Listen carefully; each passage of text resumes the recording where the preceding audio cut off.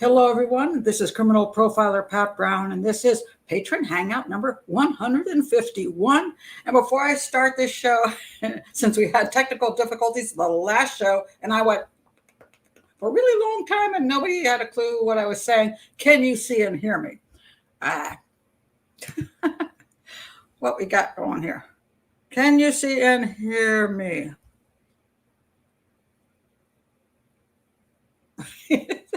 We hear and see you. Okay, thank you, Caitlin. That was such a nightmare the last show, and I went on, and people were like, and we had to start over. But I thank all of you. Yes, okay, you can stop telling me you can see and hear me now. Okay. And by the way, if you'd like to be in the chat room with these wonderful people, please do click on the link below. Join Patreon. It's $5 a month. Supports an educational channel. There are 8 live shows a month, 2 every week. We have a case show on the weekends and a hangout during the week, like this hangout, and it supports the channel. And because I'm saying this, oh, by the way, you don't have to join Patreon if you don't want to spend any money on me. Please just subscribe to the channel. Click the bell for notifications. Check my playlist. That helps too. And on this, what is this? We still love you, Pat, even with the technical glitches. Thank you, Melanie. What is the wall behind profiler Pat Brown is sage color? It's actually totally yellow, but it's all camera stuff, lights. I keep trying to fix things, mostly because it may have changed because I've been out in the sun, and last time I did my show, I looked totally red. So I tried to fix that. So now I have probably a green wall, but a less red face. Yeah. Oh, wait. Glam filters again. Okay. Yes, last time they added a new filter to I use StreamYard. And this is the first time last week, oh my God, they added a filter for video as opposed to just, still photos.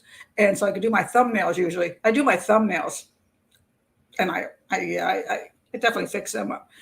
But I've never had a video done. And now they have this thing to make it look better on video.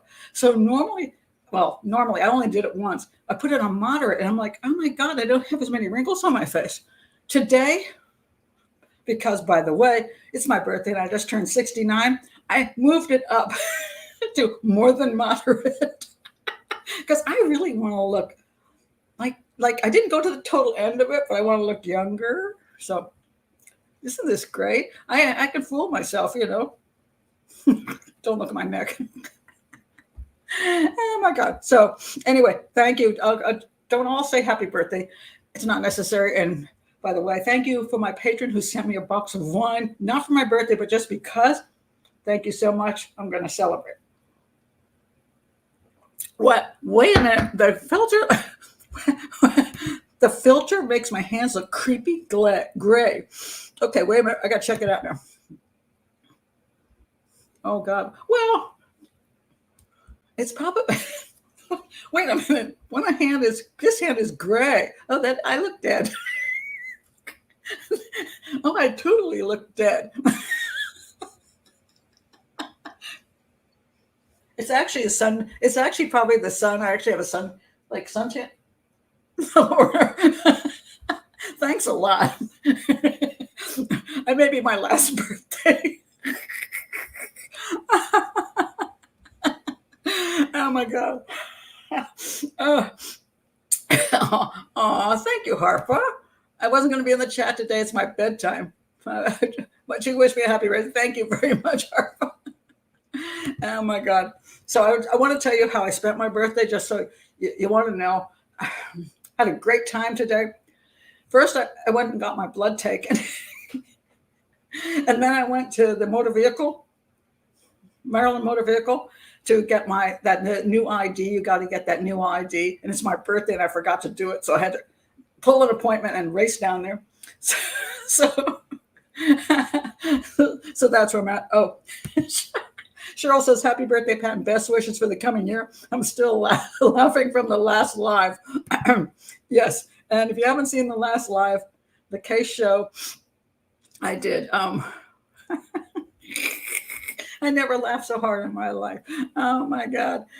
Just reading the court records.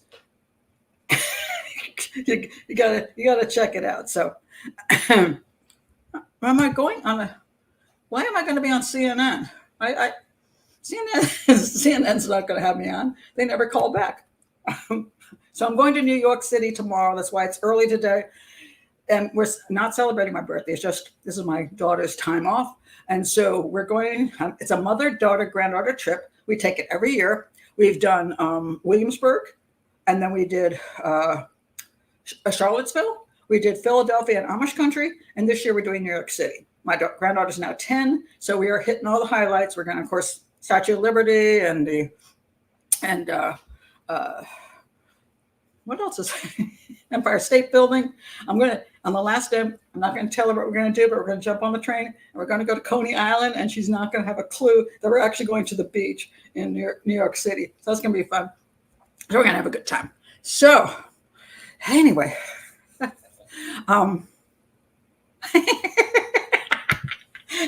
slow.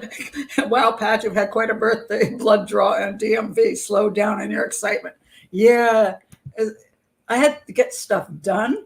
And by the way, I'm going to let you in on the secret before we get to crime, because I'm a non-doctor person, and anybody who knows me knows I don't do doctors. Last time I went to a doctor was in 1990, and I have been having an eye problem, which is why you see me with different glasses today, which I don't. Yeah, they're actually working. I'm having this blurry vision thing.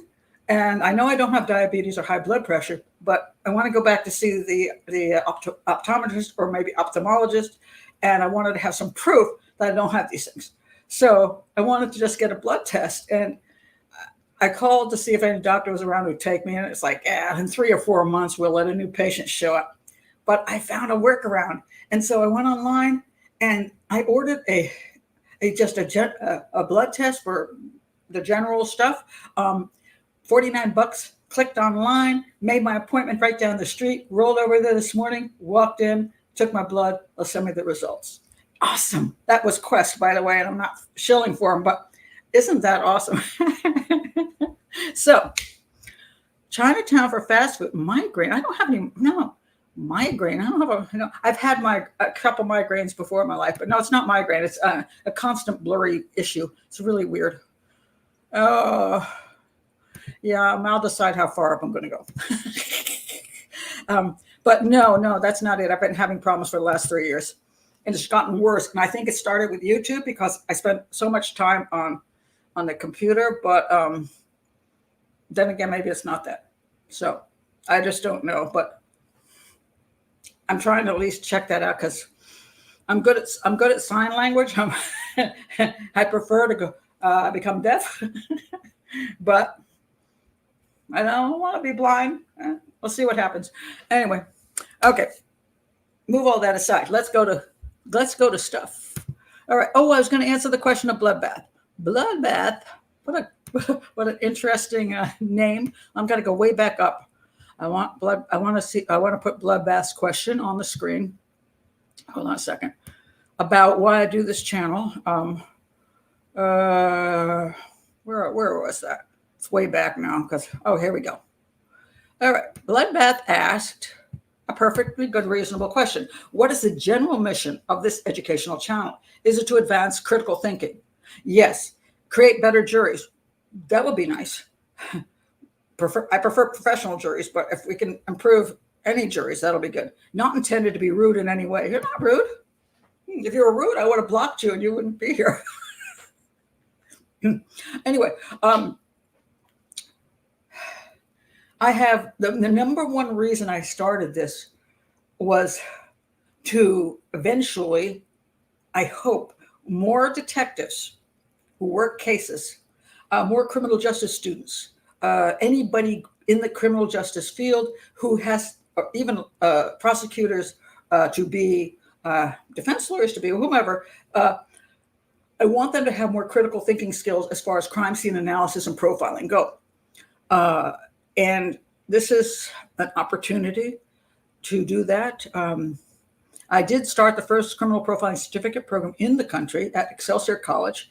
And I was so stoked about that. I took piddly money for it, but I developed a 15-week course, 5 different courses for 15 weeks. I put everything I had into it, all kinds of crime scene photos from all my cases. And there were detectives who came there because it wasn't, you could come there externally. So for detectives who could, all over the country, it was wonderful for them. And they were great students. They were happy to take this course because they were learning forensic pathology. They were learning criminal profiling, crime scene analysis, psychopathy, and what was it? Oh, and serial crimes. So those are the 5. And they were thrilled about this because they could do it from any place. And since most detectives don't get training, this was an opportunity for detectives to get that training and get a certificate. I want to let you know I don't have a certificate from that program because I developed it. So I don't have the certificate. Sucks. Anyway, it went well, except for there were so many students there who were going in, were in the criminal justice field who didn't want to do their work, that they plagiarized. And I caught them in their plagiarism. I told them, look, I'm a criminal profiler. I will catch your plagiarism.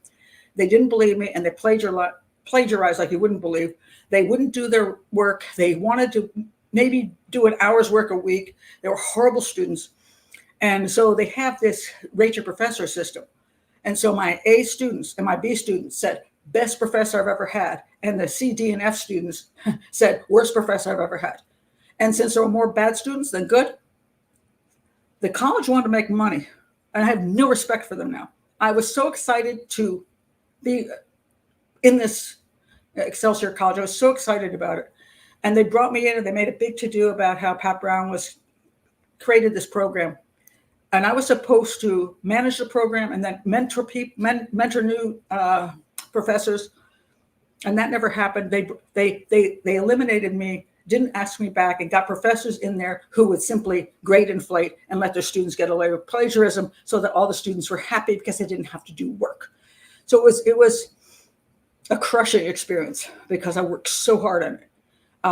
And now that I have YouTube, I'm eventually going to do this. I'm having an online school, which will have those same 5 topics and shorter stuff. Me, I'm never short on things, but I'm going to do shorter topics for the basic understanding of these 5 different topics. And then the detectives who are, maybe they don't have to go to school, but they might be sitting in their patrol car. And I've already heard this already. They're like, hey, I'm in my cruiser and I listen to you. And so I'm sitting here, I can listen to your entire show on how to analyze a case. And they can go to my school online for free anytime they can. And they can listen to all of my videos on different cases and learn how to analyze. And it is my hope that they'll become better detectives. Now, are the most people here detectives? No, they're not. A lot of people come here because they're interested in true crime. And I'm happy to give them a more rational look at true crime analysis, as opposed to all these gossip channels and a whole bunch of stuff that's out there. It's nonsense. I want to give people, and it helps people to understand things better. And it also helps them to understand life better. And do their own profiling and should I go with that guy? Maybe not. So if I can help people in any way that I can, I'm happy to do that as well. So it's a whole bunch of different things put into one. And the great advantage I have is that it's my channel. I get to do what I want. And I don't have a boss except me. And I love that. So that's what I do this for. And, I always hope that it affects people in a positive way that maybe I'll never know about. But that's okay.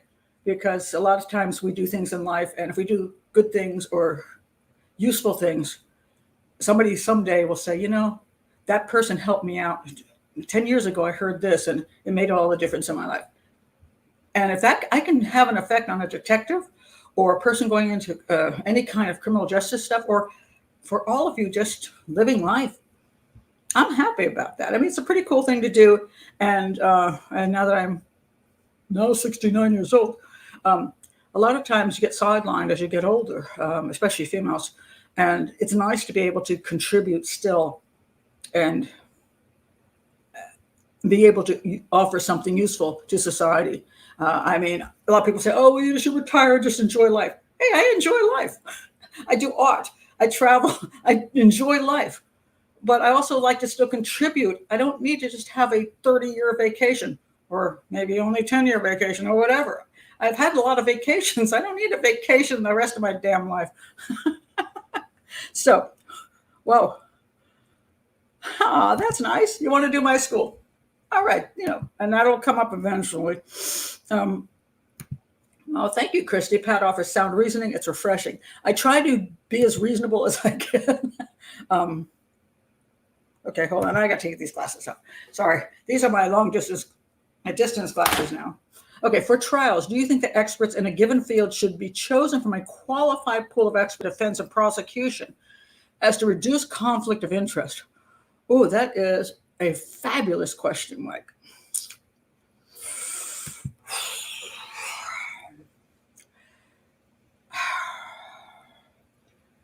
I don't know how that would actually work. But you're right. Right now, it's appalling when you think about it, that here you are, you want to have justice, you want to have truth, you want to have the defendant get a fair trial. You also want to get the victim to have a fair trial and the family of the victim. But you allow both sides to pick somebody who will do their well, whatever they want them to do. And they sometimes come in and they're absolutely opposite. And how is this possible? Experts can be opposite. If you're supposed to be expert, it's like saying, there are always going to be differences of opinion, but sometimes you wonder how they could be that opposite. Well, that's the problem. Again, the problem I have is civilian juries, because they cannot figure out which expert is a lying dog. Or if both of them are, they can't do it because they have no experience. If you have somebody with experience, a professional jury, and then, for example, you can put up the two different experts for me, and I'm like, okay, I can analyze what they're saying and know who's kind of trying to play me and who is giving me more good information. It's a very tricky situation that there's countries that just have they only have judges, a bench system, and then we have countries like ours who just do solid. Well, you can ask for a judge, but most of the time it's a civilian jury system, which benefits guilty people, because if I were guilty, I'd want a civilian jury, because I'm like, hey, we got a chance of fooling them. Now, most guilty people go to court and they get found guilty because it's so obvious. So the jury just is basically saying to the prosecutor is taking a case to court. They knows he can't lose, and therefore the jury's going to just agree. That's the majority of cases. When you get the more tricky cases, if you're guilty, you want a civilian jury. If you're innocent, you might want a judge or a professional jury. But I think we're going to argue this forever and a day, and I'm the small voice that says get rid of civilian juries.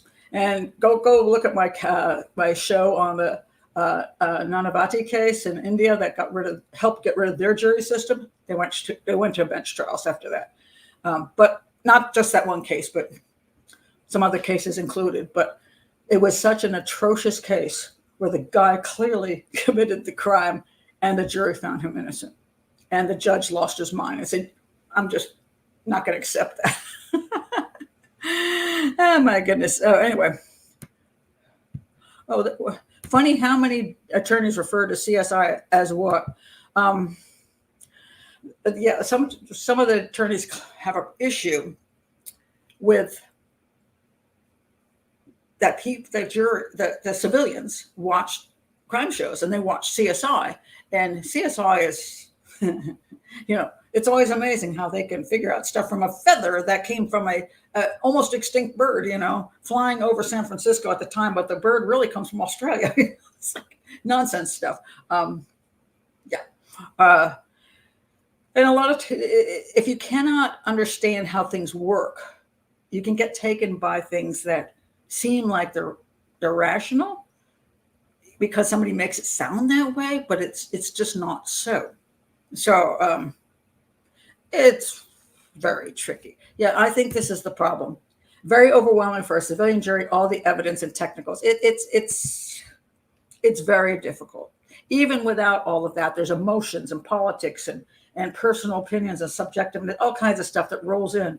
And a professional jury is not going to be perfect. But I would say, if you're working a lot of cases like I do, as far when I'm like analyzing, I don't get all bent out of shape about one case and I'm going to do 50 shows on that case because I got to prove whatever.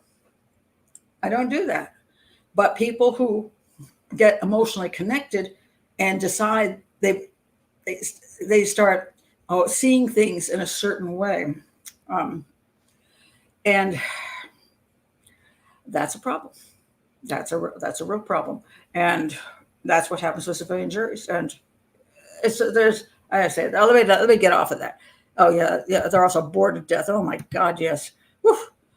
Yes, that would be a neutral source, and it would be a panel of people. I don't know how that would work, but anyway, let me get to the other stuff so that people don't get mad at me for going off on that tangent. All right, I want to talk about what do I want to talk about? All right, I want to mention this right up front because it really pissed me off. Netflix announces a documentary series about the death of Boston police officer John O'Keefe. They're already on to the Karen Read thing. Filmmakers say the case has garnered a huge amount of public attention and has far-reaching implications. Yes, well, there's going to be another trial. Karen Read is going to be retried in 2025. I hope this Netflix documentary doesn't come out prior to that. We have too many production companies who are perfectly willing to jump on board and do whatever. And that, again, influences juries before they even get a chance to get into the court and hear evidence. And we've had the Karen Read trial has been an absolute nightmare. And I hate to see it be a nightmare again. I wonder how it can not be a nightmare again. I don't know how they're going to get a jury that hasn't seen everything that's already out there on the internet and in the papers and in the media. And now Netflix will come out and do their stuff. Just gets to me. I mean, it's like, stop doing that. So that is something I would like to see not happen. All right. Now, I want to talk about this case that just came out. This woman was shot by a police officer, and her name is Sonia Massey. And you will see that this picture is courtesy of Ben Crump, somebody I cannot stand, by the way. She called the police. Here she is. She called them to her house, and they were speaking to her, and everything was pretty normal about that time. They were being very nice to her and all that kind of stuff. Everything was okay. Then they go into the house. There's a video you can check out. Just put her name in video, and you'll come up with it. They went to the house, and she appears to have some kind of psychiatric issue. She's saying things that, they're kind of just trying to be nice to her and all kinds of stuff. And she's going through her purse, and they're saying, hey, okay, show us this and we'll get out of here. So far, it was fine. The two police officers were acting pretty normal. And then a very weird thing happens. All right. So this all happened at 1 a.m. in the morning. And there is body camera footage, which is what you can watch. And she first says to this guy, Grayson, Grayson is, let me give you his name. Yeah. His name is, one second. His full name is Sangamon County Deputy Sean Grayson. I think he's 30. I forgot how old he is. Anyway, he's accused of shooting her in the face after he and another deputy were dispatched to her home shortly before 1 a.m. When they arrive, she says, please don't hurt me. He goes, why should I hurt you? You called us. Okay. And right now, I believe that there's nothing going on here that is particularly unusual, except she's got psychiatric problems. So she's like, calls the police, and then she's like, don't hurt me, which I don't know if this was a thing, a racial issue. She was thinking, oh, the white cop showed up, I'm black. So, I don't get into politics here. That's not my point. But she's concerned for whatever reason, but she's also got psychiatric problems. So right now it seems pretty normal. The deputies tell Massie they checked the area around her house. She says she thought somebody was out there and didn't see anybody, and then asked if she needs help with anything else. Grayson asked her if she's okay mentally, which she answers yes. To me, it was clear she was not. I love you all. Thank you all, she says as she's closing her door. Then the deputies ask her if a black SUV in her driveway with a smashed window is hers, and she says no, it's that someone brought it there. The deputies then go into Massie's house and they ask her for her name so they can get out of her hair. And she's looking through all kinds of stuff. She's obviously a little off, in my opinion. Then she has a pot boiling with water on the stove. And here's where it all goes bad. So here's a picture of this. So now she's got this boiling water. He says, so she then moves to her stove where she picks up a pot from the burner. All right. And at that point they were saying, we don't want to burn the house down. So, she wants to go remove this pot from the stove because, well, depends how much water was in it, whether it was the pot was going to go dry. And so she said, okay, fine, we don't want a fire, so go over. So she goes over there, and there she is, far away from the two police officers. Now, mind you, I want to point this out because this is sometimes one of the problems with body cameras. I don't know how big this house really was. So you get a view that's kind of weird. So some things can look farther away. You know how these, when you're trying to sell a house, oh my God, look at that big room. And then when you get there, it's like, whoosh. It's because of the way the camera angle is. So how far away her stove was from the other side of that counter, I do not know. I think this is probably a shot that makes it look further than it is. However, then she said, she picks up the pot. And this is where it gets confusing, and the camera angle is not good. He said, where are you going? Oh, she said, and they move back, and she says, where are you going? And he says, away from your hot steaming water, because she's got this boiling water in a pot. Now, theoretically, she should be just taking it over to that sink right there. But somehow, she's past the sink. Let me see. So she's over now past the sink with the boiling water. And she says, I rebuke you in the name of Jesus. She does not approach the deputy. She's behind that counter. Look at where she's at. She's behind the counter, but she's got this boiling pot of water in her hands at that point. And she stays in the kitchen. And then the cop, Grayson, says, you better blank not. I swear to God, if you do, I'll shoot you in your face. Basically, and the second deputy pulls out his gun too. So they both have their guns out now. He says, drop the effing pot. Okay, now, it appears that she did drop the pot and put up her, at some point you see her hand, she's got like, the oven mitt things, pot holder thingies. And in theory, the concern was that she had that pot of water, she took it off, she brought it over, and she said, I'll rebuke you in the name of Jesus, which would then throw the water on you, which is a concern. I want you to understand that when you are in a situation like this and you're dealing with a person who's possibly mentally off and they are close enough to you to throw an entire hot bunch of water in your face, that is something you don't want to happen. It is a pot of hot boiling water that can destroy your face, ruin you for life, and blind you. So it's concerning.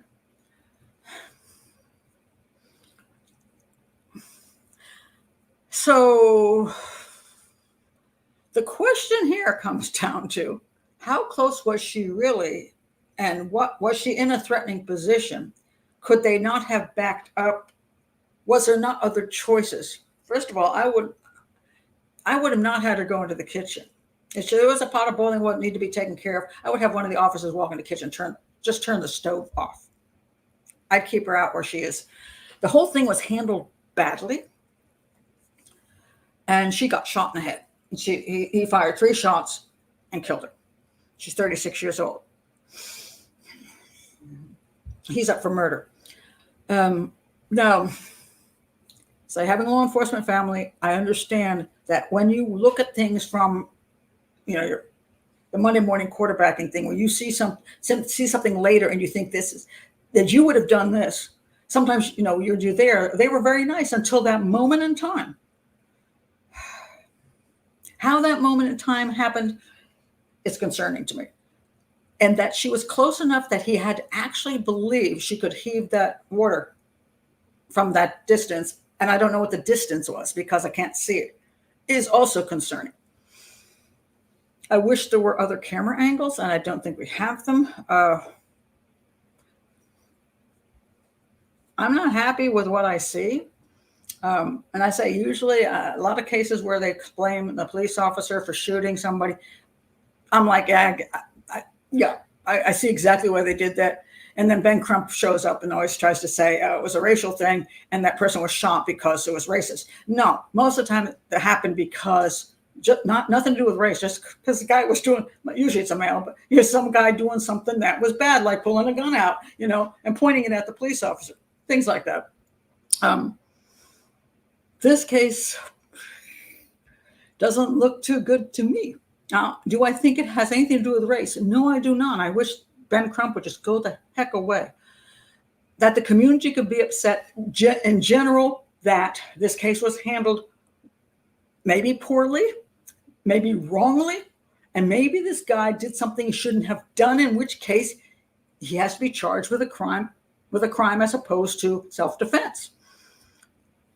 Don't bring everything else into it. Just, because we have to, the police have a hard job.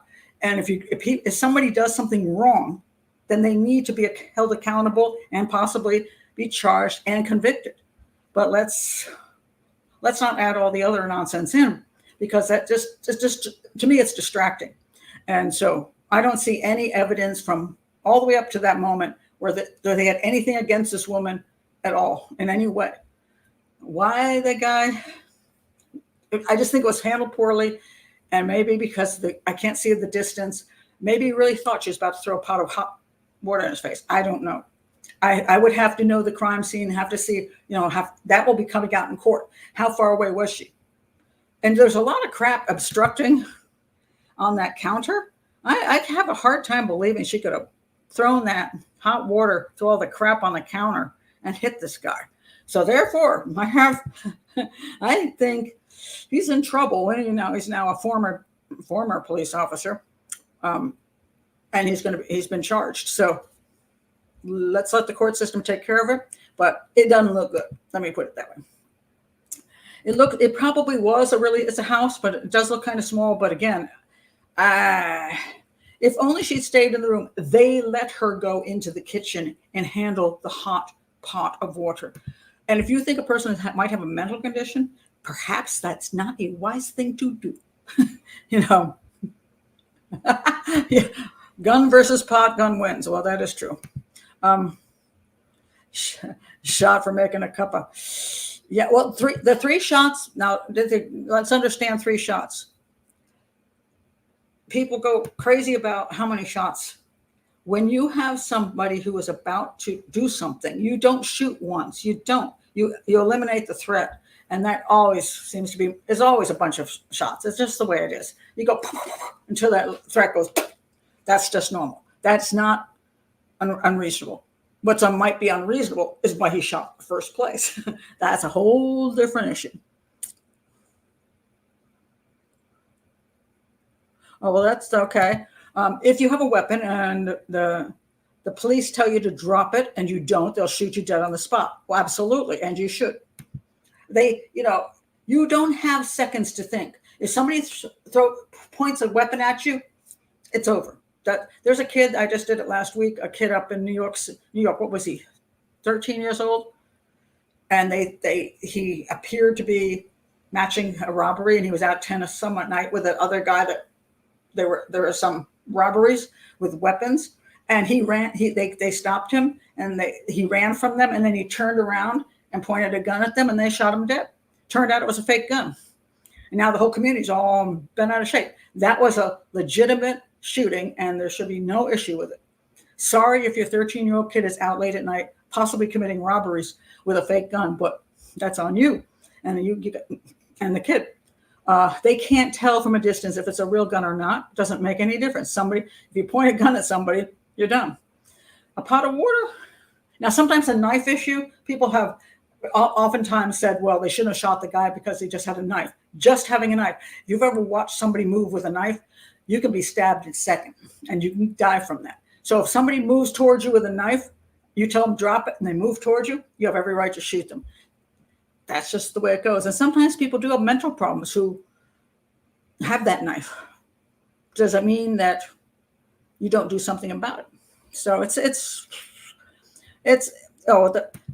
okay. Lethal force is the last resort. Now, a lot of times people think you can, you can't always tase. Tasing doesn't work like that. People don't understand how that stuff works.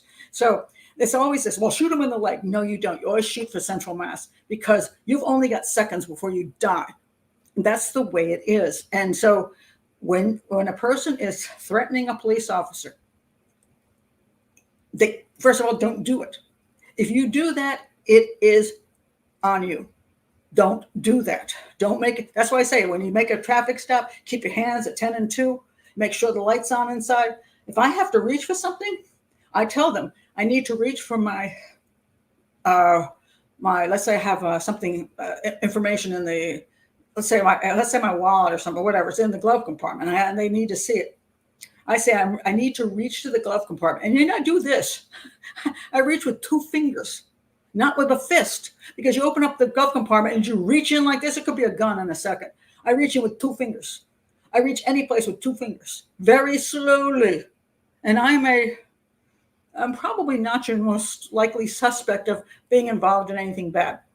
But I still do that because I understand that they do not know what you're reaching for. You reach between your seat, people come up with a gun. It's extremely dangerous situation. So some of these other methods do not work when you're trying to protect yourself and go home to your family. So the most important thing is act right. That's what happens. A kid had a knife, ran at them. You can be dead in a second. People don't understand how quickly distance can be covered and how lethal that can be. The same thing with a person getting hold of your own gun. And if they get hold of your taser, they can tase you and then shoot you. I mean, it's way harder than people think because you're not out on the streets. So my whole point is, if you're acting as a good citizen, don't do stupid stuff. And if you're a bad citizen, well, maybe that's your problem. Okay, speaking of knives, let me show you this lady. This is just a bizarre case. Where is she? Oh, here she is. Now, she had a sword. This woman had a sword. And I haven't found quite what happened with her yet. And she's a female with a sword. She killed one person with that sword and injured another. A woman was stabbed to death in San Dimas. I think it's San Dimas. It says in California. When somebody attacked her with a sword, this woman, the incident was reported around 3:30 p.m. Oh, sorry. After a deadly sword attack stop in doing San that. Dimas, Shut up. questions remain and neighbors are still at... No, sir. Okay. Stop. Go away. Stop. I hate it when these videos pop up and you don't even click on them and they just start playing. Okay. So this woman carried what appeared to be a samurai sword. They stopped her in the middle of the street. Now, I'll give this woman credit. She already killed somebody and hurt another person. But when they stopped her, she put the sword down on the ground and put her hands up like this. That's why she's not dead. If she had kept that sword in her hand and they say drop the sword and she took one step forward, she would have been dead, which might have saved us a court case. But she put the sword down and put her hands up. So she's alive. So what happened with this woman? They found a female suffering from numerous cuts and lacerations, and there was an additional female in there also later pronounced dead. It was not immediately known if the woman caught on video walking with a sword was a victim or a suspect. What? They were having an actual sword fight? I'm pretty sure. Yeah. But she had blood streaming down her arm, probably from that person. did that too. Don't know what's going on. Don't know what happened. Who was this woman, and why did she stab up the people in the house? It's still under investigation. They don't have the woman's name here, but she had a big sword. But she did put the sword on the ground and put her hands up, and did not make a forward movement. So that's why she's alive, even though she's probably the killer of the other woman. So you don't have to end up dead, but unless, I say in this last case with a pot of water, that one doesn't look good to me. That one looks to me like, yeah, that probably needs to see the inside of a court of law, unless there's something I don't know about that, how small that space was, or that she was actually, looks bad to me. That looks bad. But this one, the woman put her sword down. It was very impressive. So good thing she did that. Check some of your comments here on that. A girl and her sword. Well, that's an unusual crime. And, there are crimes in the world which are are unique and aren't usually what happens in the United States. Mind you, this was in the United States. But one of the things I point out a lot of times is styles of crimes are often cultural. Okay. And there are kinds of crimes where you go, I think that person who committed the crime is from this country. And then people go, why would you say that? Because that's the kind of crime that's popular in that country. Here's an example. This is a really interesting case. This happened at this hotel in Bangkok. All right. At the Grand Hyatt. Now, this crime was actually committed by a woman from Oakland, California. I looked at this and said, this is a specifically Asian crime. Now, why would I say that? It's an unbelievable crime. All right, so what happened was, let's see, 6 people died under mysterious circumstances in what appears to be a mass cyanide poisoning. Now, here's the crime scene. You will see a couple legs there. Apparently, she had this lovely dinner set up. Authorities said an Oakland woman is among the dead, is believed to be the culprit. So it seems to be a murder-suicide. 2 of the dead were Americans, including Oakland resident Shireen Chong, while the 4 others were Vietnamese. But obviously all Asian, although 2 are American and 4 are from Vietnam. But obviously they knew each other. Something was going on there. What was going on there? The group was found dead in room 502 of the Grand Hyatt Erawan, where a full meal was laid out untouched on the table, and police found empty cups with traces of cyanide. So she basically, I'm assuming everything was in the cups, teacups or whatever. And so perhaps the tea was, I don't know, poured the tea and she said, oh, everybody, cheers. And everybody drank their tea, including her. And then they all just died before they got to eat. Looked like a good meal too. Only Chong was in the room that day when the hotel workers delivered tea and food to the room around 2 p.m. The 5 others entered the room after.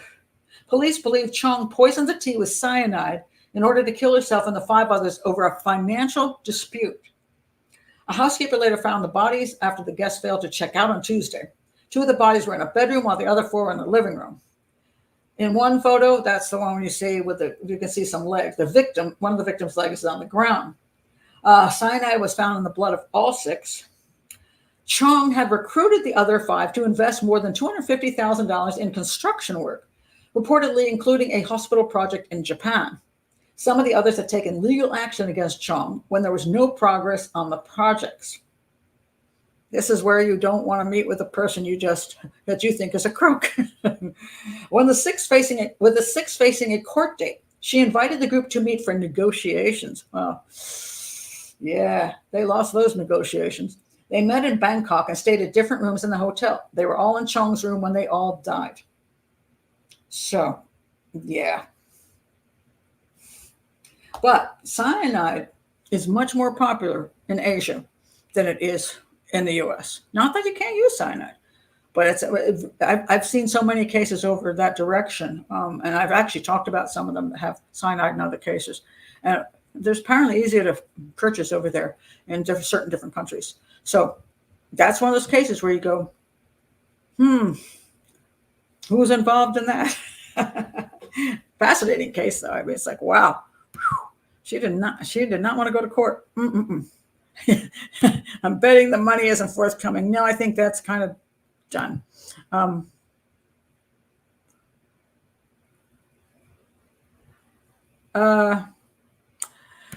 As far as I know, from what I've seen, way easier in a number of countries over in the Asian area of the world. Cyanide is easier to get a hold of. So there's just these different methodologies. Rat poison used to be kind of more popular in the U.S. And there's throughout history, we see the methodologies of homicide even change according to centuries of how people did other people in. And we see that according to cultures as well. Certain cultures that use knives more, certain cultures that use guns more. There's just all kinds of interesting, methodologies that it becomes popular in a certain culture as a tool of violent crime. That's just the way it is. And so it's kind of interesting. Oh, you say you prefer rat poison? well, no. So that was just a really interesting one. Let's see, there was another interesting one. This case. Now, here's something fascinating. Okay, so this was a mass murder. This mass murder was committed in, this is in Croatia. And in case you don't know what Croatia is, there's Croatia. All right, just below Hungary there. That's Croatia. Now this one, this was that house, this place you see, basically it's an assisted living facility. I mean, you talk about sitting ducks, these people weren't moving. It was a care home, It says here that the gun, here we go. Let's see. At least 6 people died after a gunman entered a home for the elderly in Croatia on Monday and started shooting. A man with a firearm entered a private home for the elderly in the town of Daruvar, about 75 miles east of the capital, Zagreb, and opened fire at those who were present. 6 people were injured. 5 of those killed were residents of the home, and 1 person was an employee.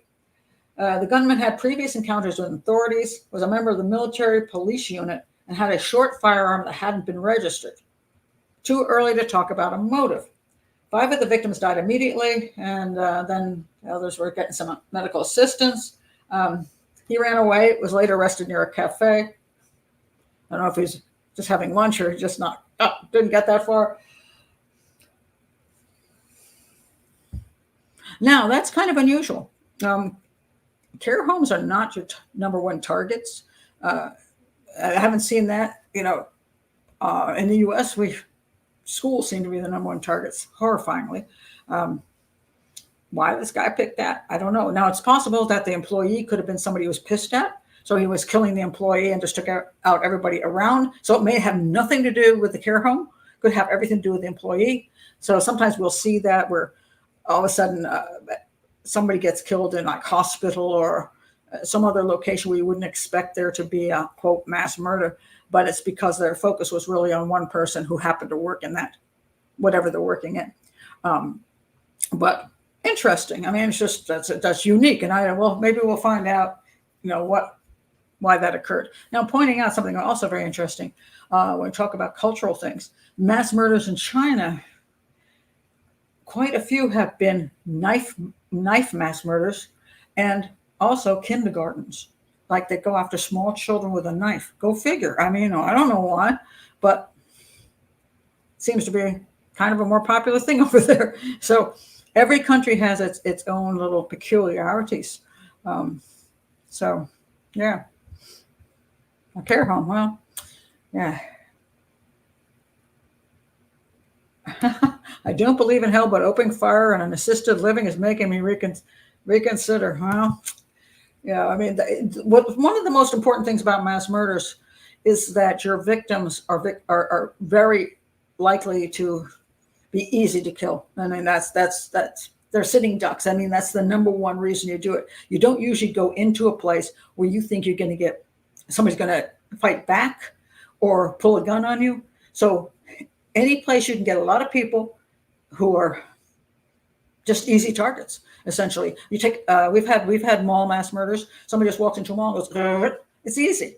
The mall security guard, you think mall security doesn't have guns. I mean, and all these people are just shopping and running. Stand there and you got tons of them. Schools, obviously, the same thing. You go into a classroom and you can take out the entire classroom. Those are the usual places. My favorite attempt at mass murder, though, was some guy, I can't remember, this was a while back. He went into a church thinking that same thing. He's just going to shoot down the congregation. And the church had a security guard. She was a female security guard, and she took him out. And so that was pretty amazing. It's like, he didn't see that coming, So, yeah. Oh, the acid attacks. Yes. Acid attacks is something coming out of South Asia. So we're talking again about cultural things. So acid attacks are more popular in South Asia, Pakistan, India, and Bangladesh. That whole area is more into acid attacks, kind of a thing. It's horrifying for the people who get attacked with that acid. It really, just one of the most cruel things you can possibly do to somebody. Worse than the hot water. It happened in New York. Yes, because people. And if it happened in New York now, mind you, let me say this straight. It doesn't mean that people who do not come from those areas of the world can't commit the same kind of crime. That's not true. That absolutely is true. There's not, it's not like you could have an acid attack and be committed by somebody who's born in America and born in the US and, has no connection to Asia whatsoever. It's not a blanket thing, but there are cultural aspects to certain types of crimes. And therefore, sometimes when you look at a certain crime and you go, if I were profiling this crime, I might say, look in this direction, because that's what I've seen from another country, that's how they prefer, some of the crimes are preferred. They're almost always targeted at women. It's almost always women. Yeah, the acid is just highly frightening. It's not just an Indian thing. As I said, it's from all South Asia, Pakistan, Bangladesh, and a whole bunch. So it's not just India. So yeah, it's pretty horrific. But that's the point, is that it's just different countries have their different preferences for when a psychopath wants to commit a crime, what they might choose to do. So let's see, what else I want to talk about here. I just wanted to mention this girl. Remember this girl who went missing? She was found finally. She went missing. She was believed to be with a 25-year-old, and she was found with that 25-year-old, and they've arrested him. The claim is sex trafficking, or no, human trafficking. That's the way they put it. It's. I don't know if we're ever going to get the true story on this one. It's Isabel Gallego, and they found her finally. She went missing from Sacramento earlier this year at age 17, and has been found after police in Portland took the man she was allegedly with into custody. So she's been located safely, and plans are being set to reunite her with her family.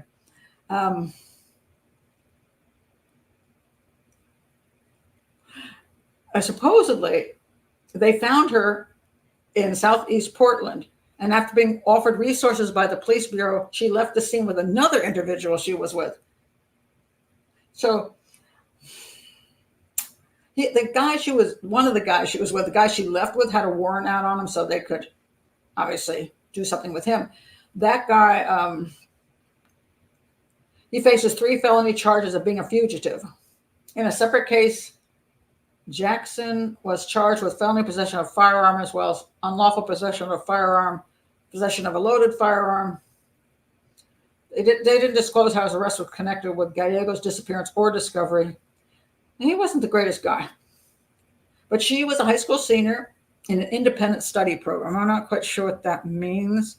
But anyway, she was last seen by her parents the night of April 19th. So it's been quite a while. Her mother said she left her phone in her room and only had a backpack with it, but she took her backpack. She obviously didn't want to be found. She was described her as a very creative. Oh, well, yeah, okay. Frequently changing hair colors, reportedly green when she went missing. Was active in the Sacramento punk rock scene. So, the mother said her daughter met Jackson about 2 weeks before she went missing, and the teen's friends knew Jackson as a pimp. Mother said her daughter was very trusting of people, and that was probably her downfall. I would say her downfall was the scene that she was hanging out in. Mothers are so like, oh, my daughter was just so innocent. But your daughter's out there probably with a whole group of people. She shouldn't be hanging around. She left home on purpose with this guy. Maybe he was a pimp. Maybe he was, he said, hey, you can come with me and you can make some money. Girls do this. And how much she was involved in prostitution, I don't know. How much she was forced into it, I don't know. But, sometimes your kids, they're choosing to do things which are putting themselves with people that maybe it's not too healthy to be with. And it's just, I just find it amazing when people like they think their child had no clue what was going on. It was that totally naive. And maybe mom was just a little too lenient, let her do whatever she wanted to do. So, and she did what she wanted to do. Oh, let me go on to this case. All right. They did find the remains of this poor guy. And this was, it was pretty obvious it was probably going to be him. This is the young man that went missing. Hold on, I'm pulling up the article now. The 21-year-old college student, his human remains were found in a wastewater well. All right, now, come on now. Am I going to have something that doesn't want to pull up now? Really? Oh, there we go. All right. And this is, Caleb Harris. This was a young man who was out with was at his apartment, and he went outside. You see him with a puppy playing around the parking lot, and then he ordered some food that he was going to take to work with him in the next day. Uber Eats or something was going to drop the food at his apartment. He was going to take it to work, and he went for this walk and never came back. And nobody could figure out what happened to him. Now he's been found, and that is him. He was found in a wastewater well in the air, right in that area. Now, the city workers conducting maintenance at the Perry Place wastewater lift station discovered the remains inside a wastewater collection well and contacted the police. The remains are found in an advanced state of decomposition. Yes, obviously, but no signs of trauma were spotted. So now to me, there's no evidence at all that he would have committed suicide. That's just ridiculous. I mean, he was happy. He was going to go to work the next day. He got his food. And at that moment, he dumped himself in a manhole and went and commit suicide? No, I can't buy that. So we're down to accident and homicide. I can't even come up with how it would be an accident. It would seem to be more likely to be a homicide, and his body was placed somewhere hidden. And in this case, it might have been, they were looking at pulling up manhole covers in that area, and one was supposedly missing off of something, so that if somebody did something to him, they might have just put his body in there and then covered it back up again or whatever, and then the water does whatever it does. I don't have a layout yet of where his body was found and where he could have gone into this whole system. I do not know yet, so I can't comment for sure. It seemed to me, I felt like he went to meet somebody. And I don't know if it was a hookup or something, or Tinder kind of thing. I just don't know. But I think it was foul play. But I don't have any proof of that yet. And I'm not going to do a whole bunch of shows and talk about stuff I don't know yet because I don't have any information outside of, I find it very hard to believe it wasn't. It just seems to me like he met somebody and something didn't go right.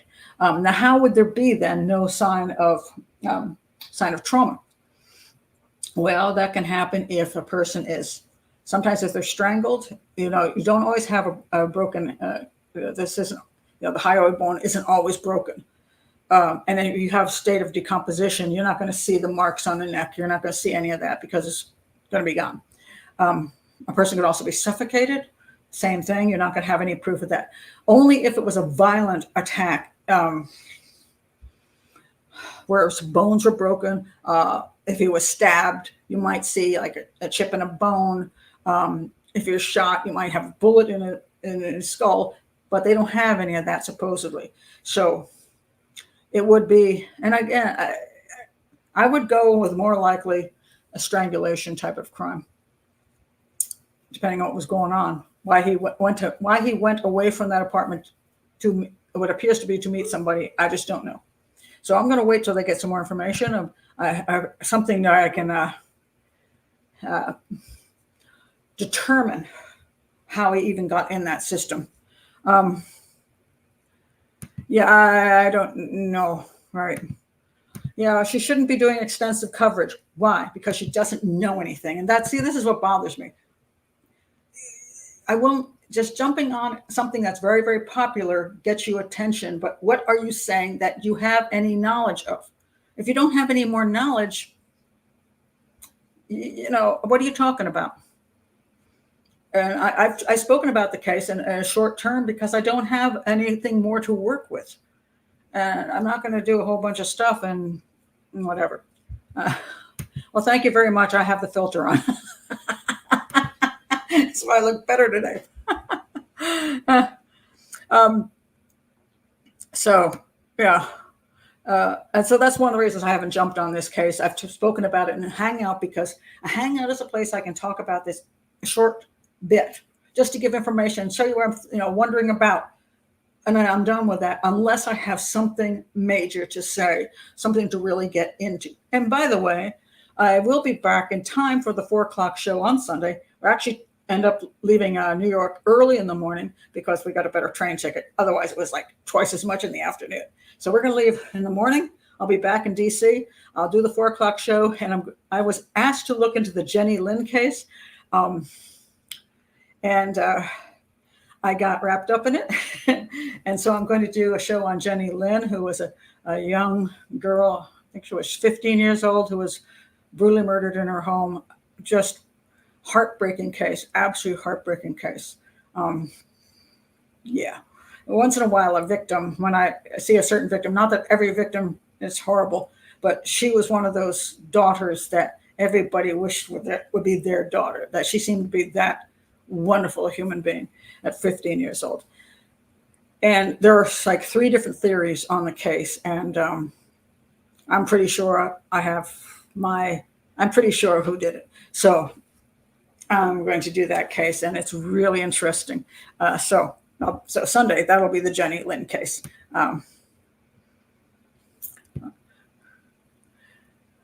Yes, there was something about a hookup, and that's why I'm not absolutely sure. I thought there was, and because I could see no other reason for him to go off away from the apartment for no reason in that one area where there's a bridge or something. And so, yeah. Poor guy. He looked like a really nice fella too. Really do. So it's one of those things you like somebody. Just, oh, he looks sweet. Let's see. I'm going to get to this case in a minute. I just want to, just for a moment of laughter. I was in the bathroom today. I thought this was a hysterical sign. Whatever. Just wash your hands. I thought that was pretty funny. It was a single bathroom, so I thought that was clever.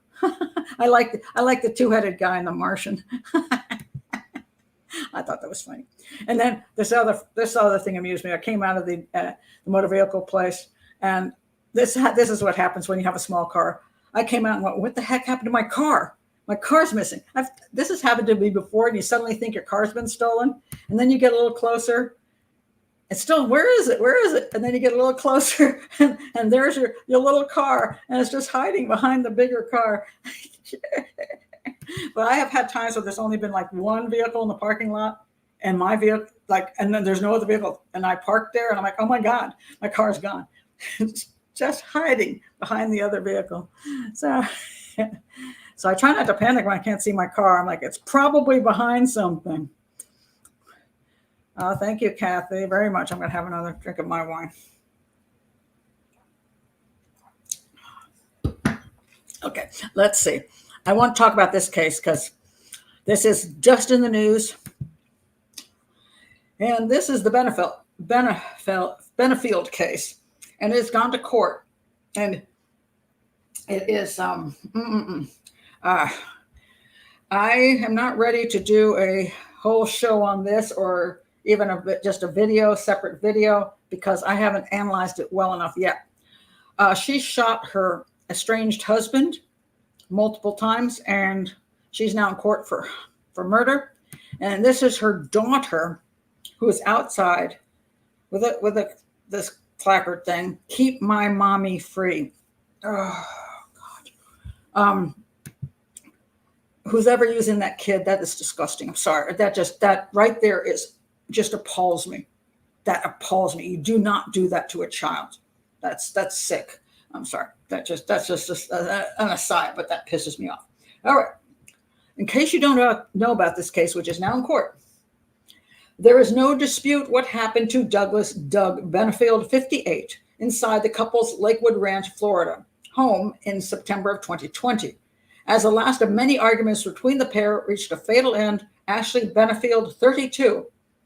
Yes, she married a man over 20 years older than her after 14 days of knowing him? A weird case. She fired 4 shots at her husband, her child's father, and 2 of those shots connected. Now, so the question is, did she shoot him in cold blood, or was it self-defense? And so of course the defense says it's self-defense.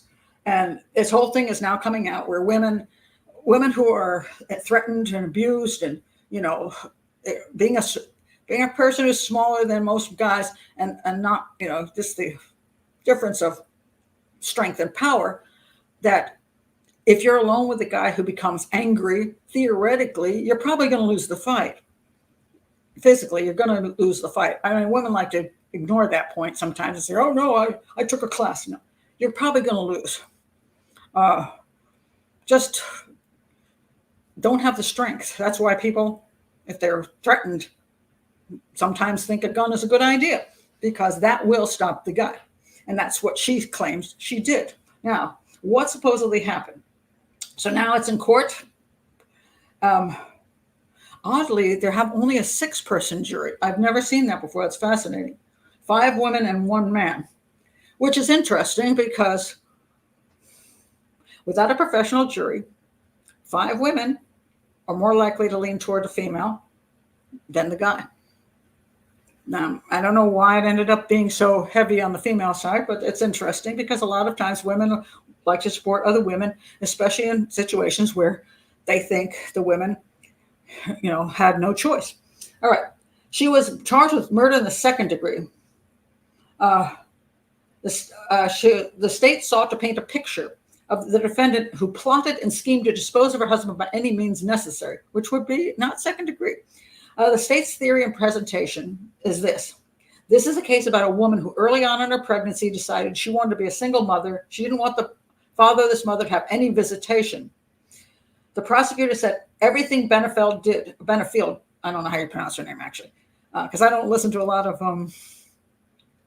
unless I really specifically listen to something from the news, I don't hear the name because I just don't watch a lot of news stuff. So I did not listen to this before just to hang out. If I'm doing a whole show, I probably would check it out. But Benefield. Okay, Benefield is what it looks like. Did from that point on, showed she would stop at nothing to attain the goal of keeping her daughter all to herself. So in service of this alleged goal were efforts lodged with the court system through law enforcement and via the child welfare system, but no one got on her side. Now that's interesting. I don't know why that is. At the end, there is no other option. She shoots and kills him and claims self-defense. So supposedly this is how it worked.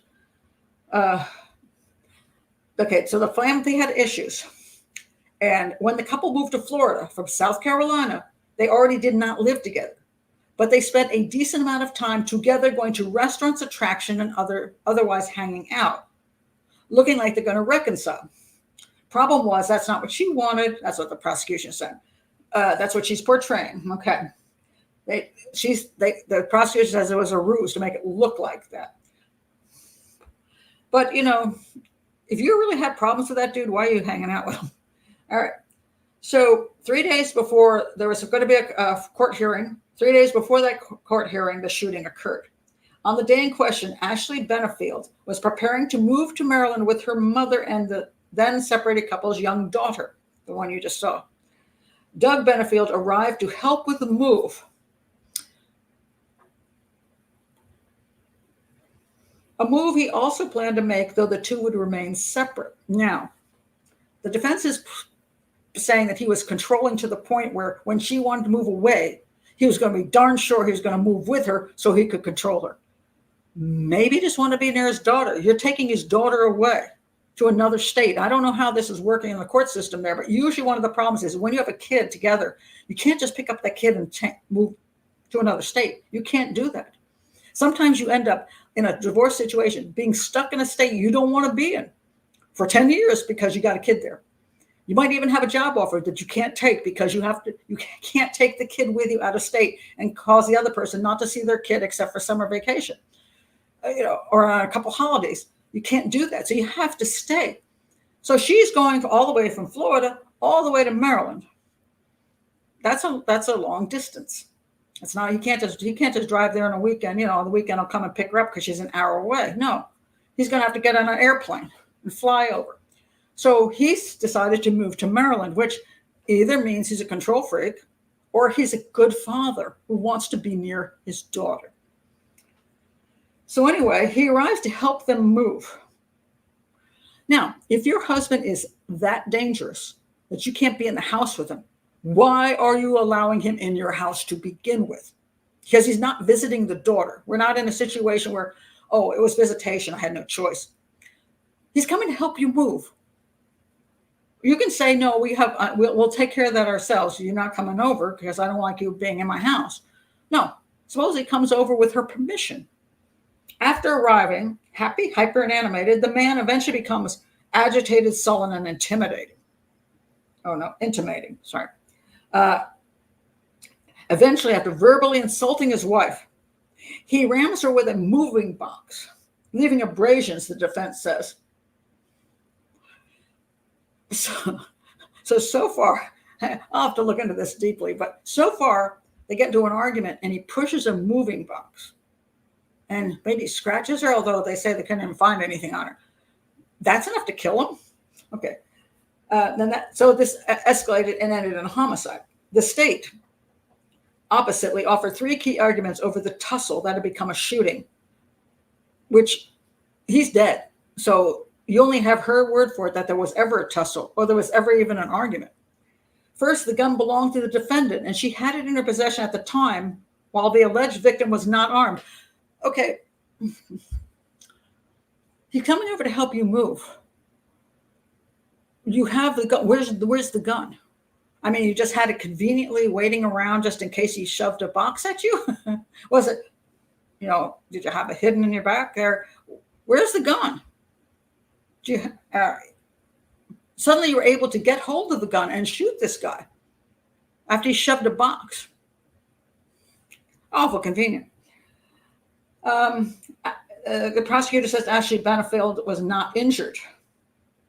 The third, they stated that the trajectory of the fatal bullet will dispute a self-defense theory. Apparently he was shot in the back at some point. But then the defense is saying that he was a strong guy, impressive physique and strength. I want you to know how built he was for a 58-year-old man. And he was very disturbed. Oh, because of the 30-year age difference, basically they're saying that he was obsessed with a much younger woman who clearly married him within 2 weeks or whatever it was. So what was she up to? His money? I don't know. He insisted on control over her, and he successfully portrayed himself as everything he was not to convince her to marry him in 2 weeks. If she's willing to marry a guy in 2 weeks, that's on her. Then came the more obvious discord. Then there's all these claims. He fired a handgun into the ceiling of the kitchen to stop Ashley from talking. He threw a loaded gun at Ashley. He punched their dog in the face so hard he knocked the dog unconscious. And then a whole bunch of disturbing events. I do not know if these are true. It could be. if these are all true, and I might do a whole show on this at some point, or at least, not a weekend 2-hour show, but maybe a 30-minute video. If this is all true, why is this man allowed in your house? I'm sorry, if the guy comes in and shoots guns out and throws a gun at me and punches my dog unconscious, that guy's never coming near me, ever. I'm not going to have him come over to help me move furniture. Oh, my Lord. And then he punched holes in the wall of their South Carolina home. This is before they moved to Florida. But they moved to Florida at the same time and then hung out together. And then supposedly after the separation, he illegally tracked his then estranged wife off and followed her without consent, even drove from out of state to keep tabs on her. I don't know if any of this is true, but it might be. But I just don't understand why, if this is all true, why she's having anything to do with them at all. And why she has, I don't know. Does she have restraining orders on this guy? I don't know. Or is this just stuff she says? She feared him. She left a letter when she moved out 3 years prior to the homicide, detailing how scared she was of him because of all these acts. She feared for herself and her unborn child. 3 years before the shooting, she left him and he pursued, but then they went out to dinner together. She rejected him and he would not take no for an answer. She despised him, but he didn't care. She moved to get away from him, but he followed her. She decided to go to Maryland. And surprise, he decided to go to Maryland as well. She belonged to him and he had a right to be with her. He viewed her as his property. I don't know yet. Okay, so this is cases in court. I have a problem with that he's invited over to help her move, and she has a gun conveniently available to shoot him with, especially in the back. So I will probably talk more about this case when I actually learn something in detail about it. She did have a restraining order. Well, let me see. This is a problem which there's an interesting dynamic here, which there's two sides to these stories. One side is that the woman is desperately trying to save herself from some guy she cannot get away from. Absolutely true. God knows there are women who get killed over this. They try to put a restraining order on the guy and he comes back and he kills them. This happens more often than we would like to believe, but it happens a lot. And the restraining orders do pretty much nothing except put the guy on record because it's a piece of paper. So if he's going to kill you, he's going to kill you. Yes, women have suffered because, again, it's male-female thing. So males are stronger, females are not as strong, and there's issues there. Okay, that's the way it is. So there's women who truly have this issue. On the other side, there's women who lie like crazy, who will claim their husbands did things that they didn't do to them. Your Munchausen syndrome type people claim they have been attacked when they haven't been attacked. They'll harm themselves in order to have it look like the husband attacked them. They will make incredible claims against the husband. He didn't do anything. They will put restraining orders on him and keep him from seeing his children. So that happens too. Which side is telling the truth? Now, sometimes it's a volatile relationship on both sides. It's like both of these people have issues.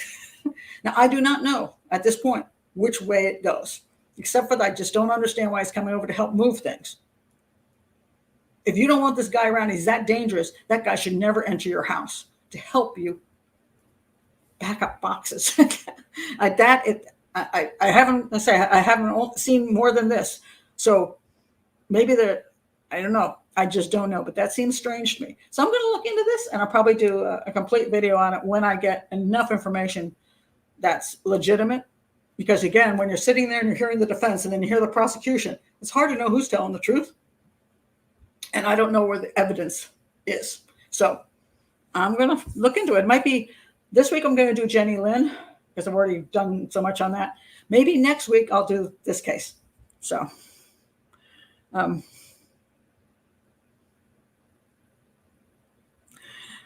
it's hard when a woman claims abuse, as abuse happens all the time. See, this is the problem, because it does happen.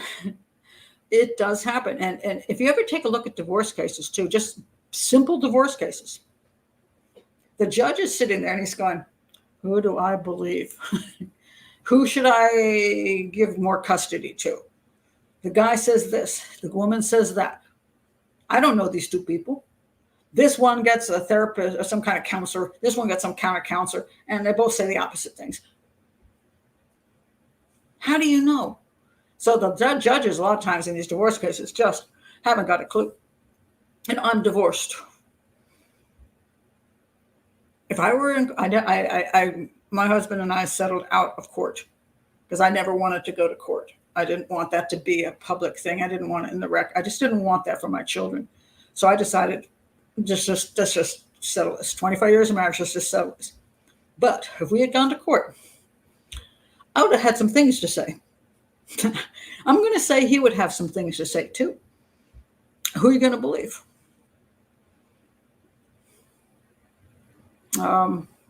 In reality, just to be dead honest, he would come across sweeter and nicer in court than I would. He's a guy that people like, more kind of charming, and just said he's kind of docile. Seems like, and he's not violent. He's never been physically violent with me, so it wasn't like that. But he would come across probably more sympathetic in court because I'm considered. Well, you all can come up with adjectives, but I would probably not come across as well in court due to my personality, and therefore, but would what I say be less true than what he says? Would what he says more true than what I say? And this judge is sitting there going, who should I think is telling more of the truth? How is he going to know? So for next week's Hangout, check out Penelope Jackson, which I'm not sure who that is. Let me take a picture. I'll check it. See if I can remember. Sometimes I just can't. Sometimes I need to have a better system for figuring out what I want to talk about. Let's see. What else do I want to talk about here? Is there anything left? I did that one. I think I've covered everything I want to talk about today. One last one, just because this was just Larissa Brady. Okay, so she goes to her daughter's graduation and then she jumps off the stadium wall. And the only reason I just thought it was kind of interesting was this. Let me find it.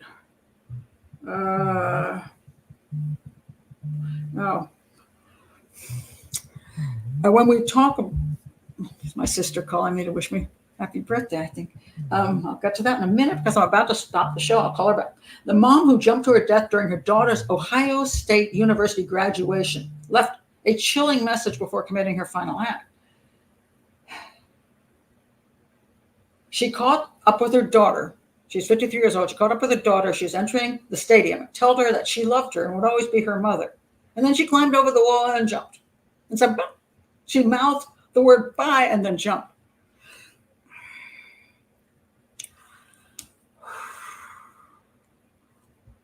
Wow.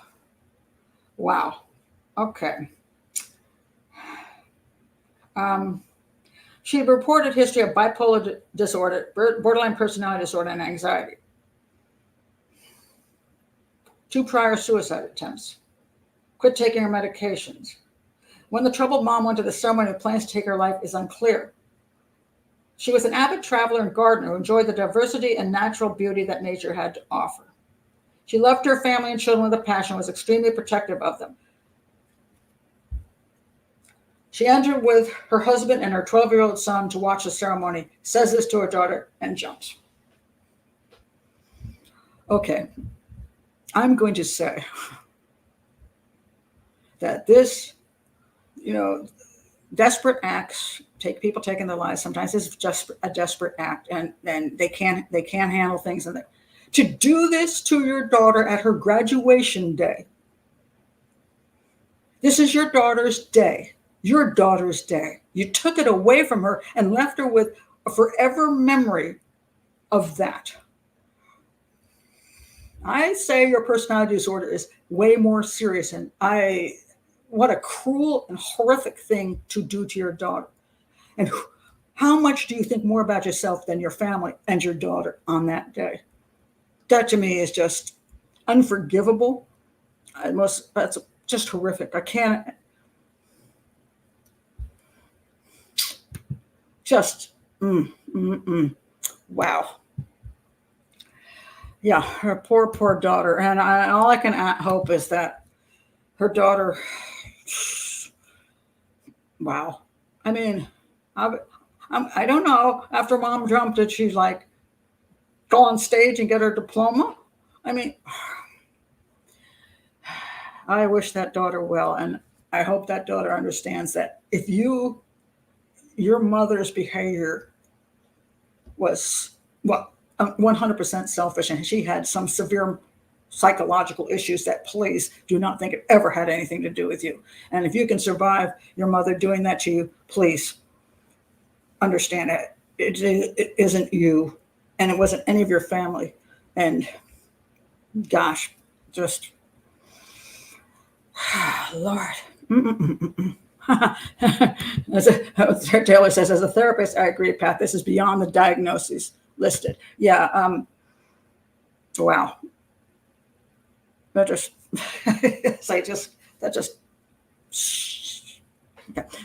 That was a terrible thing to end my stuff. Do I have anything happy to end this on? I'm gonna have another drink of my wine.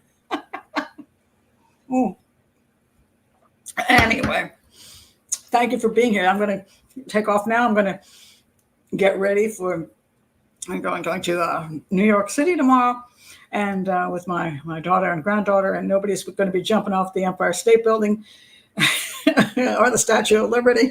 I think we'll all be good. Yeah, what? That was terrible.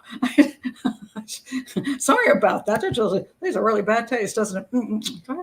Having anything fun. Sorry about that. Oh, yeah. Anyway. Yeah, thanks, Pat. Oops. Have fun in New York. Don't forget to leave food out for Mac the cat. Yes, I'm going to. Okay, there's a happy thing. Mac the cat. Okay, so my cat, Mac, which is not my cat, which is the feral cat that is now taking advantage of me, and he knows where he can get food. And so he's been coming into the bedroom because I have him on a little plan here. So he comes into the bedroom and he comes and eats his food, and then I'm trying to get him closer to my bed and also closer, maybe eating something out of my hand or letting me ever touch him. And so then he eats his food, but he looks at me, and I talk to him, and I can move around now without him freaking out and running off. So I can move around as long as I don't move too close. And he looks at me, and we have a little eye to eye. And then he eventually I try to put down, I have a little extra bowl, and I go, here, do you want this? And he's slower at running now. He hasn't actually just waited and come right over. So he usually runs out, and then he comes back in. So last night he did that. He came back in, and he ate from the little one right next to my bed and looked up at me. And then he sat down for a while. For like 15 minutes, he just sat by my bed. So I've seen him have more times when he's sitting in the room or sitting in the doorway, and he'll stay like 15, 20 minutes, and then he'll leave. So I don't know if that's a sign of him getting more comfortable. He is spraying around my bedroom and around the doorway, so to let the other feral cats know that they shouldn't come by. And so I don't know if I'll ever get anywhere close to touching him, but that's where I'm at now. And I will be putting out a big bowl of dry food and a big bowl of water. And of course, there's a cat door, so he'll just come and go for the next few days. So you can get a stray cat's trust, but a feral cat is a completely different thing. A stray cat is a cat that has once been with humans, and they have totally different behavior. They walk differently. They meow. I've never heard my cat meow once. Feral cats apparently do not make noise. And there's a whole different thing between a stray cat, which you just need to get the stray cat back and comfortable around humans again, where a feral cat has never been around humans. So he is absolutely a feral cat. There's nothing about him that isn't feral. According to like 10 different things that show you he's a feral cat, that's him. So is he neutered? No, he's a feral cat. He hasn't ever been around humans, and he doesn't have that. Some of them have the ear that has a notch in it. Somebody catches the feral cat and takes it in. Yeah, he's definitely. No, he hasn't been abused. He hasn't been around any humans. This is a feral cat, 100% feral. The way he walks, the way he behaves, everything is 100% feral. But I am now his human. Yes, that I am. Oh, by the way, a great Japanese place. Oh my God. Yeah, my granddaughter is a sushi freak at 10 years old, and we just the hotel we booked into, I told her we're going to New York. We're not going to eat like sushi all the time because it's expensive. And it turns out that the hotel we're in has a sushi restaurant right in the hotel. So and then we'll have to take her through the lobby like this. Otherwise, she's going to think she can have sushi all the time. Good Lord. So, oh, wow. Really? 4 years. And then you could touch the cat. All right. Yes, he is marking my home. That's for sure. I don't know about a hero, but it's interesting. Yeah. It's kind of fun now. I've got, Mackerel and I have this little understanding, and it's just kind of funny when I see him appear in the bedroom door, and I'm like, "Hi, Mac, how are you this evening?" And then he usually lays down a little bit, and then he gets up and comes to the food bowl next, and it's just fun to watch, to see. It's like having a wildlife show in your house. So I kind of enjoy it. Okay, it's what? Oh, wait a minute, I got to check this. It's that in the basement. Ooh, what is that? In the basement. All right. I just took a picture of that. That would be cool. That isn't that weird one with all the different, they had one that had like almost like cosplay characters or something. And that one shut down. So I did check that one out. Right near GCT. What is GCT? I'm trying to figure that out. Grand Central. What? What is GCT?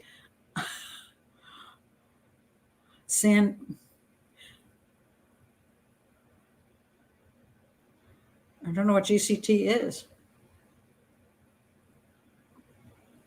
I'm trying. Why is my brain not working? Oh, Grand Central. All right. Well, I'll check it out because, yeah. My granddaughter does everything. Mostly it's sushi. I don't know if she likes the other Japanese food. She's a sushi freak. I think she just likes to drink soy sauce. That's personally my opinion. It's like, why do I want to spend $30 on this sushi when I can just give her some rice with? She does like the raw tuna and she likes the salmon. So yeah, so she does like a little bit of it. Oh, great sushi bar and seating area and Japanese street food. Oh, I would like that one. Okay, I'm going to check that one out. That one's really cool. Thank you. I'll let you know how it goes. Because, yeah, along with the New York pizza, which I'm a freak for. And, of course, you got to have some bagels and all that kind of stuff. So, yeah. A lot of trips to the bathroom. What does that mean? Hey, I eat street food. I eat street food in India, and I've never been sick yet. So, yeah. Lord. Anyway, so let me let you all go for tonight. I'll be back on Sunday. Should be 4:00 for the Jenny Lynn show. And you're going to find that one really interesting because I found out stuff I didn't find out on the internet. So that's been really great because I had already my theory of who did it, but I'm like, I have to make sure that I have some more support for this theory. And I found it. So it's just really interesting case. Super interesting. So I hope I see you there on Sunday. And I'll have hopefully a good time in New York. And why shouldn't I? And I'll see you then. Bye.